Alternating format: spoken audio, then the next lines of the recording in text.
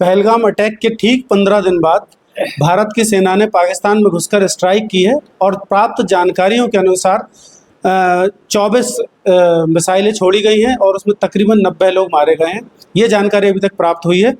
इसी जानकारी में राजनीतिक प्रतिक्रिया लेने के लिए हमारे पास हम आए हैं वन एवं पर्यावरण मंत्री अरुण कुमार जी के कार्यालय में, जहां पर मंत्री जी की मौजूदगी नहीं है। उनके बड़े भाई जो कि 6 दशक से राजनीतिक कैरियर रहा, उनका 6 दशक का तजुर्बा है राजनीति का उनके पास, वकील भी रहे हैं एडवोकेट अनिल कुमार जी के पास, और उनसे जानेंगे कि राजनीतिक प्रतिक्रिया क्या है, क्योंकि आप भाजपा के वरिष्ठ नेता भी हैं।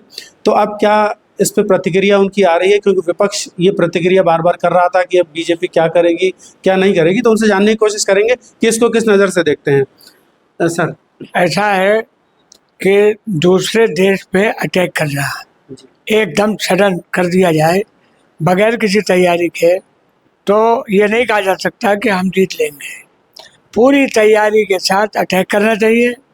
और मैं तो ये समझता हूँ कि इस बार स्थिति ये बनने वाली है कि दुनिया के नक्शे से पाकिस्तान ख़त्म हो जाएगा, क्योंकि पाकिस्तान में अंदर ही लड़ाई हो रही है। 2 प्रदेश अलग अलग अपनी लड़ाई के लिए लड़ रहे हैं।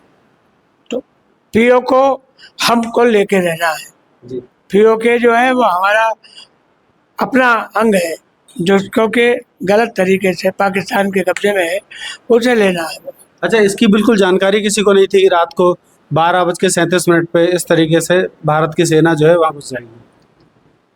जानकारी तो जब झगड़ा एक देश का दूसरे देश में होता है, हमें जानकारी नहीं है किस वक्त बम्बार्डमेंट हमारे यहाँ करे वो, उन्हें जानकारी नहीं है किस वक्त हम बम्बार्डमेंट करें। लेकिन हम ये समझते हैं कि जो कार्य कल किया गया, जिस हिसाब से मोदी जी ने सेनाओं को भेज के और अंदर घुसेड़ के जो उनके अड्डे थे टेररिस्ट के, आतंकवादियों के, उनको नेस्त नाबूद कर दिए, बहुत बड़ा काम है। अच्छा, क्योंकि आपका लगभग 6 दशक का राजनीतिक कैरियर है, बड़े उतार चढ़ाव आपने देखे हैं, कई सारी सरकारें देखी हैं आती हुई जाती हुई, कई सारी घटनाएं आपने देखी हैं। क्या इससे पहले कभी ऐसा हुआ कि ब्लैकआउट हुआ हो या इस तरीके की घटना? ब्लैकआउट हमने देखा है कि जब हमारे देश के प्रधानमंत्री स्वर्गीय श्री लाल बहादुर शास्त्री जी थे, तो लाल बहादुर शास्त्री जी के ज़माने में पाकिस्तान से युद्ध हुआ। अच्छा। और उस समय ब्लैकआउट कई बार देखा हमने। उस युद्ध में भी भारत को ही विजय मिली थी। क्या ब्लैकआउट में क्या होता है, छोटी कुछ शॉर्ट में थोड़ा सा बता दीजिए। ब्लैकआउट में अंधेरा कर दिया जाता है, सब बिल्कुल टोटल अंधेरा। अंधेरा इसलिए किया जाता है हवाई जहाज से ये ना मालूम पड़े कि ये बस्ती है।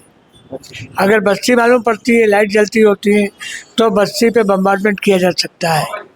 ये ऊपर से मालूम पड़ता है कि कुछ जंगल है, यहाँ पे कोई खेती किसानी का काम होता है, बस्ती नहीं मालूम पड़ती है, इसलिए ब्लैकआउट करना जरूर। उस दौर में भी ये मॉक ड्रिल करवाई गई थी, मॉक ड्रिल जो होती है, मॉक ड्रिल कराई गई थी। मॉक ड्रिल तो इस बार भी होती है, हो रही है।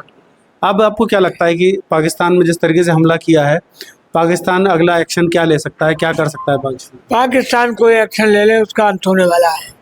उसमें अब इतनी दम नहीं है कि वो हिंदुस्तान से लड़ पाए। अच्छा, अब हिंदुस्तान का अगला स्टेप क्या हो सकता है आगे? अगला स्टेप पीओके पे कब्जा लेना हिंदुस्तान को, जो हो जाएगा। अच्छा, क्योंकि इसका समर्थन राहुल गांधी ने भी किया है। राहुल गांधी ने एक ट्वीट करा है, मैं पढ़ के बताता हूँ आपको। उन्होंने लिखा है, proud of our armed force, जय हिंद। अखिलेश यादव ने कहा है, पराक्रमो विजय थे। तो इस समय तो पक्ष और विपक्ष दोनों इस बात को सराह रहे हैं। देश का सवाल है, टेररिस्ट के खिलाफ बात है। हमारे देश के अंदर घुस के लोगों को धर्म के नाम पे पूछ के कि तुम हिंदू हो, उसे मार दिया जाए, इससे ज़्यादा शर्मनाक बात टेररिस्ट और क्या कर सकते हैं। इसीलिए टेररिस्ट के अड्डे पे हमला किया माननीय प्रधानमंत्री जी ने और नेस्त नाबूद कर दिया टेररिस्ट को। तो आपने अपने तजुर्बे के आधार पर ये बताया कि पाकिस्तान अब किसी स्थिति में नहीं है कि भारत का विरोध कर पाए, और पीओके पे भी कब्जा लेने की अगली तैयारी भारत